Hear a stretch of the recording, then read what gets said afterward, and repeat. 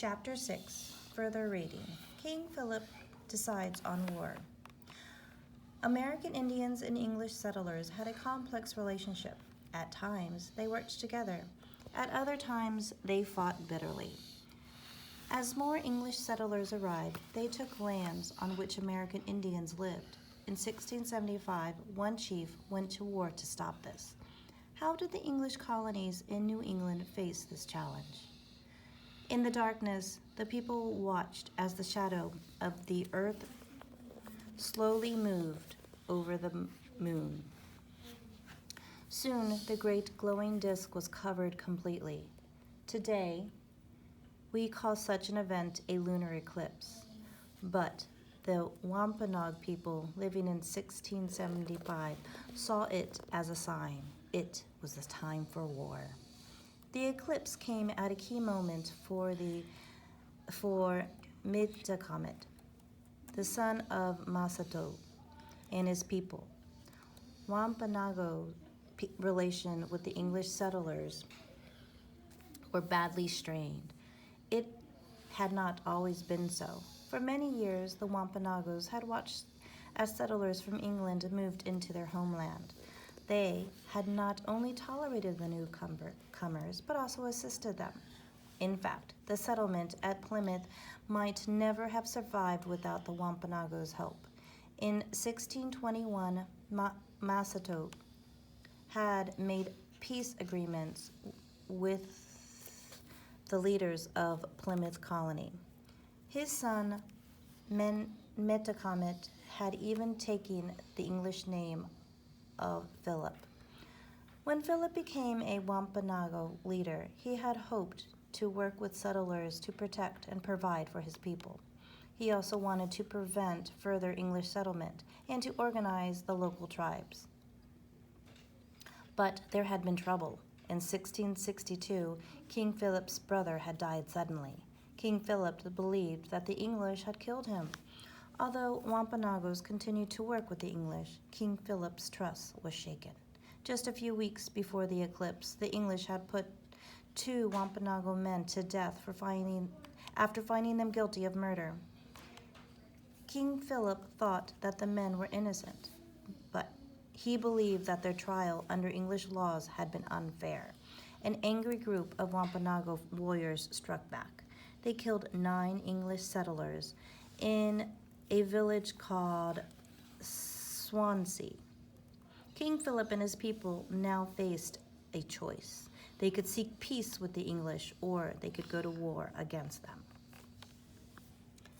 As the Wampanoags pondered this decision on the night of June 26, 1675, the moon slipped into Earth's shadow. The Wampanoags saw the sign. They knew that much bloodshed would follow. Even so, they decided to fight the English. King Philip made a fateful choice. The war he began changed the lives of thousands of people across New England. The battles to come were among the deadliest in American history. King Philip's War, as it is now known, was a complex struggle. It was not just a war between English settlers and the Wampanoags. New England was home to many other American Indian groups. This included the Nipmucs, the Nargonets, the Mohegans, and others. Each group faced a hard choice. As one English man noted, many of the Indians were in a kind of maze, not knowing well what to do. Some would join King Philip, others sided with the settlers. Why were American Indians undecided? Many groups shared King Philip's anger at the English, but others had friendly ties with the settlers. Some had become Christians. American Indians had fought side by side with English soldiers before. In the Pequot War in 1637, some tribes had joined the English to defeat the Pequot tribe. This war showed that New England's American Indians were not always friendly with each other. In 1675, deep rivalries still divided many groups. Some would settle scores by joining the English. The English settlers were more united than the American Indians. When war broke out, they soon organized to meet King Philip's challenge. Yet, as with the American Indians,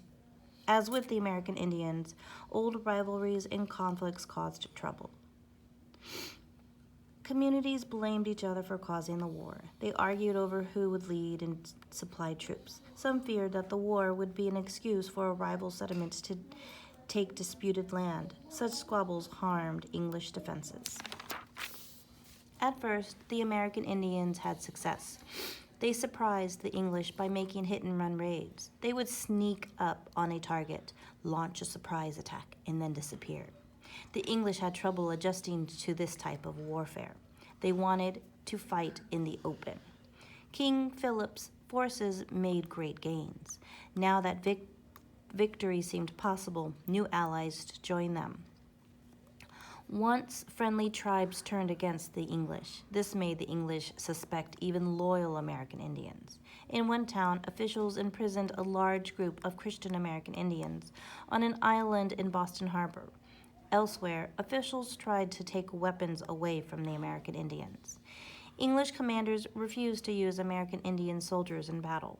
Such treatment turned former friends into enemies. In the fall of 1675, the English were worried.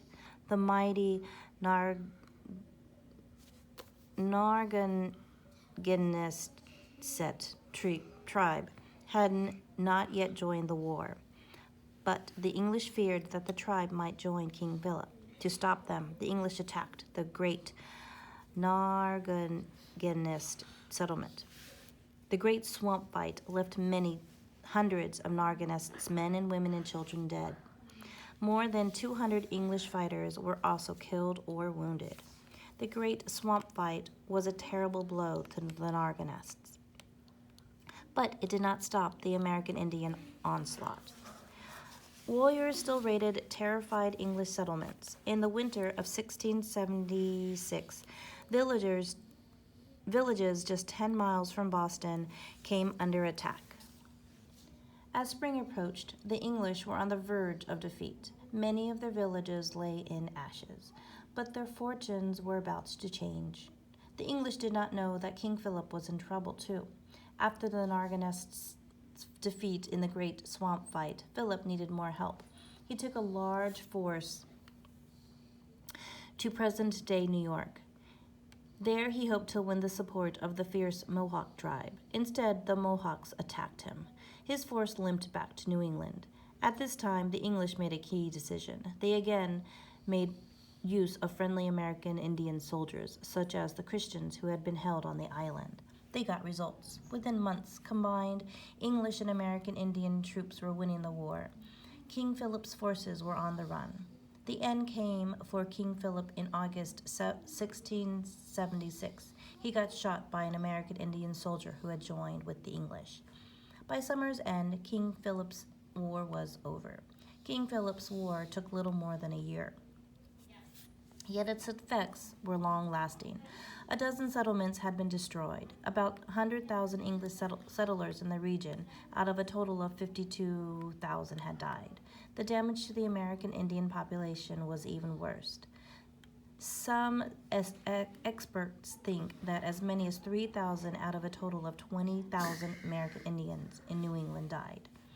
Many more were captured and sold as slaves. When the war was over, New England was in ruins, but completely under English control. American Indians had played a big part in the survival of the first English settlement. Some had helped the English win King Philip's War.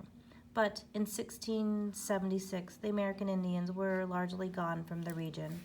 Only a few tribal communities were left. The English, on the other hand, would recover. Their settlements would once again grow and prosper.